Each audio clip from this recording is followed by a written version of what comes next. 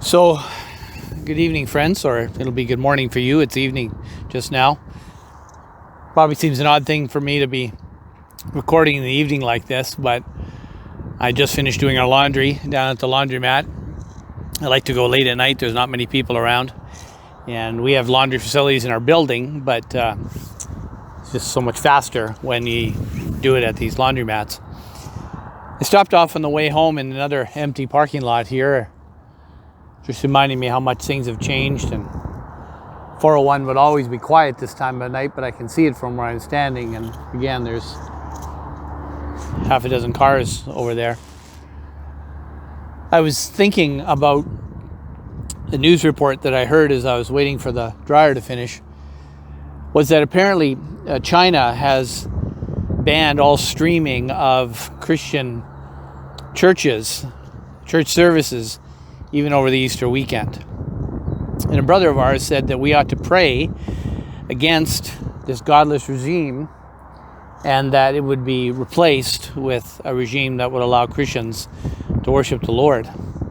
I thought to myself, yeah, that's a good thing to pray for. I would certainly want people to be able to express their joy in the Lord, especially over an Easter weekend.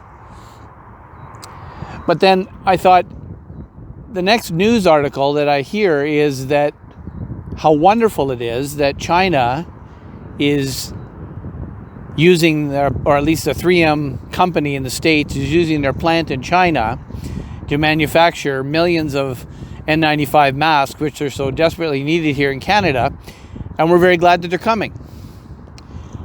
And I thought, I wonder how often these kind of contradictions, apparent contradictions, or at least ironies, are lost on me. We don't like this government because it pays its people nothing. It represses Christianity. There's all kinds of questionable behavior over there, especially over this whole COVID-19 time. And yet, hey, they're making these things that we need, and we're glad for that. And I am glad for that. And it struck me that, I'm not saying everything about China is sinful, but it struck me that that's how sin works. You know, sin promises something good, but in order to get something good that you want, sin says, well, you got to do this other little thing that you don't support, or you don't like, or you don't partake in, or you don't involve yourself with.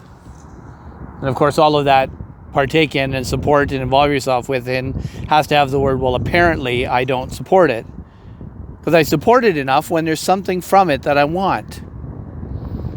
And you know, that's how sin not only works, but it's how the parable of the sower and the seed in Luke chapter 8 says it works.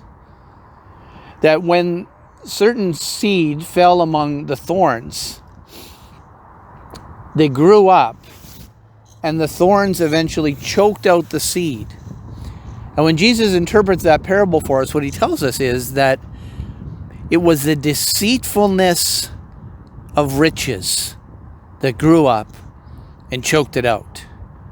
Now at Downsview, we've been walking through a series before Easter on giving to the glory of God, and we saw the dangers of the deceitfulness of riches and the deceitfulness of money.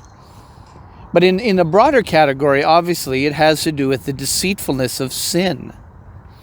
The Bible tells us much about how sin deceives us. And one of the ways that it deceives us is to say, well, here's this good thing that you need, so it's okay to do this bad thing to get there. And none of us are immune to this, friends. Especially at times like this. When, you know, we know we're not supposed to hoard food and supplies, but boy, I feel a little better when my pantry is full and my storage closet has lots of stuff. So, you know, it's not the same as, I'm not suggesting that's not overall sinfulness. But the book of James will tell us that anything not done by faith, not by trust, is sin. If I'm not trusting that I'm doing the right thing and I do the wrong thing, that becomes sin for me because of the way I've evaluated the situation. You know, we're coming up to this Easter weekend. And as I said yesterday, Charles Spurgeon reminded us that when Jesus came in to Jerusalem, the hosannas were very loud, but they didn't last for very long. And there's something that can happen with us, that we're so grateful for this time of year. But after all, it's important to have an Easter gathering with my family, so I'm just going to flout the government's strict regulations against no more than 5 people at a time, right? Some of us are tempted to that. You know, I'm not going to have the kind of adherence to what the government is telling me to do, because there's good reasons that I have not to do it. And after all, don't we trust God? As if we don't wear oven mitts when we open the oven. As if we don't use disinfectant in the washrooms. As if we don't lock our doors at night. As if we don't wear seat belts. As if we don't use glasses to see. As if some people don't use walking aids and wheelchairs. I mean, trusting God doesn't mean to be foolish about not using and taking advantage of the things that God gives us so that we can do the things we need to do. But especially on the other extreme, I'm cautious about not learning a lesson in the worldwide global supply chain that says to me that as a Christian, I'm willing to support certain governments and certain places where certain things are manufactured. When I say it's godless and when I say it's repressive of Christians, but after all, I need the things that they're making. Now, we've got to come up with our own decision on that. I appreciate that. I'm trying to draw an analogy here, friends, that sin is just this deceitful. It comes up to us sneaky and crafty like the serpent in Genesis chapter 3. And tells lies in a sneaky and underhanded way. Friends, the Bible tells us in the book of Colossians that we ought to take every thought captive to the obedience of Christ. Today, let's see that our thinking is governed by the very Word of God, and that you and I don't fall victim to the deceitfulness of sin in this world. Have a wonderful day in the Lord.